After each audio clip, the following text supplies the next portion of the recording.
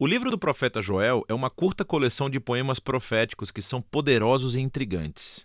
Joel é único entre os profetas por algumas razões. Primeiro de tudo, não há indicação explícita de quando esse livro foi escrito. É mais provável que no período de Esdras-Neemias, após o retorno do exílio, porque ele menciona Jerusalém e o templo, mas parece que não há reis. Também é único, já que Joel está claramente familiarizado com muitos outros livros das Escrituras.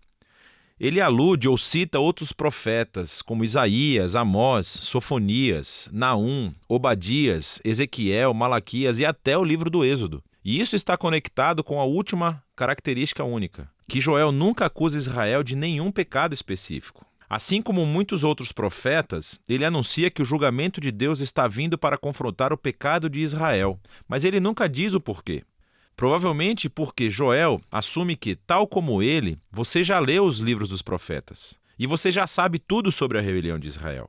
Agora, juntos, esses três recursos nos ajudam a entender esse pequeno livro fascinante. Que Joel é um autor bíblico que foi imerso ele mesmo em escritos bíblicos anteriores. E a sua reflexão sobre eles o ajudou a compreender as tragédias da sua época, mas também lhes deu esperança para o futuro. Vamos nos aprofundar e ver como esse livro é importante. Nos capítulos 1 e 2, Joel se concentra no dia do Senhor. Esse é um tema-chave nos profetas e descreve eventos no passado quando Deus apareceu de uma forma poderosa para salvar seu povo ou confrontar o mal. Pense nas pragas do livro do Êxodo.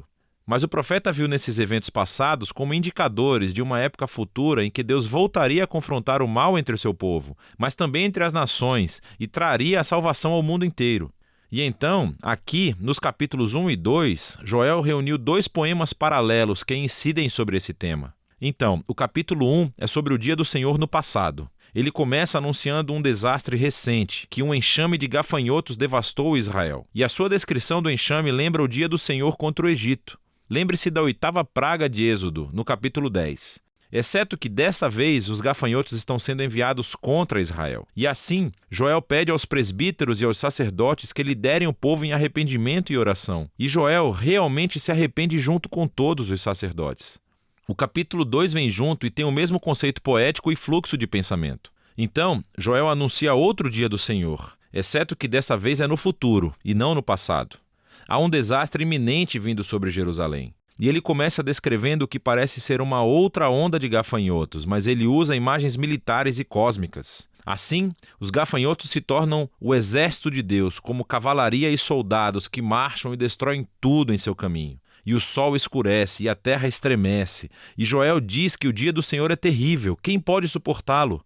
E assim, mais uma vez, Joel pede às pessoas que clamem e se arrependam. E ele diz como devem fazê-lo, entregando seus corações e não as suas roupas, e retornando ao seu Deus. Em outras palavras, Joel sabe que o arrependimento pode ser apenas um espetáculo para se livrarem do problema. E ele diz que Deus não está interessado nisso. Ele quer uma mudança genuína para que seu povo pare com seu egoísmo e maldade. E então, Joel diz por que Israel deve se arrepender. Porque Deus é gracioso e compassivo. Ele é lento na ira e cheio de amor. Ele cita aqui o livro do Êxodo sobre como Deus perdoou Israel depois que eles fizeram o bezerro de ouro. A partir dessa história, Joel aprendeu que a misericórdia e o amor de Deus são mais poderosos do que a sua ira e julgamento. E assim, ele conduz o sacerdote em atos de arrependimento e oração, pedindo a Deus que poupe o seu povo. Então, logo depois desses dois poemas, a cena muda. E temos uma breve narrativa sobre a resposta de Deus ao arrependimento de Joel e do povo. Então, Deus estava cheio de paixão por sua terra e tinha compaixão do seu povo. E Deus diz que ele vai reverter os efeitos devastadores desse dia do Senhor e transformá-lo de julgamento em salvação. Então, primeiro ele vai derrotar os invasores ameaçadores, que eram presumivelmente os gafanhotos, e ele desviará todos eles para a sua própria ruína. Então, ele vai restaurar a terra devastada e trazê-la de volta à vida, tornando-a abundante mais uma vez. E, finalmente, Deus diz que vai trazer a sua presença divina entre o seu povo. Ela se tornará real e acessível a todos. Agora, até esse ponto, os poemas contam uma história poderosa sobre Joel liderando Israel para ver como o pecado deles levou ao desastre e ao julgamento divino, e que, com o Deus da misericórdia, sempre há esperança. Mas Joel vê em todos esses eventos passados uma imagem do futuro dia do Senhor.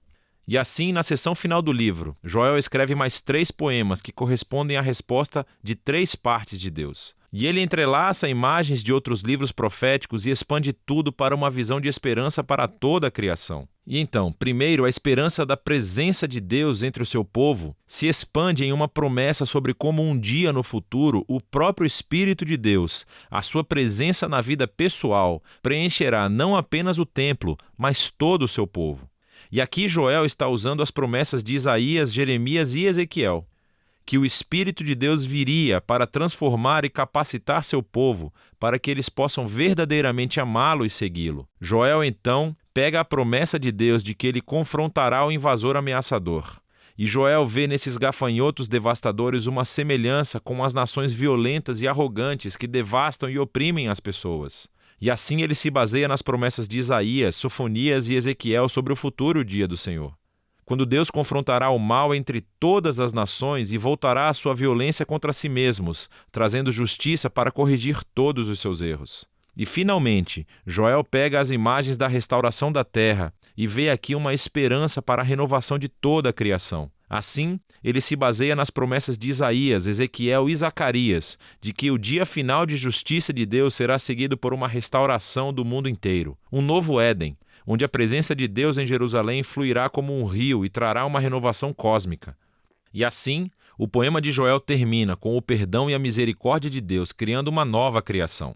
E assim, esse pequeno livro de Joel explora ideias profundas sobre como o pecado e o fracasso humanos causam destruições tão devastadoras em nosso mundo, sobre como Deus anseia por mostrar misericórdia àqueles que são responsáveis pelos seus pecados e os confessam, e sobre como tudo isso nos leva a esperar que Deus um dia derrote o mal em nosso mundo, mas também dentro de nós, e traga a sua esperança de cura para tornar todas as coisas novas.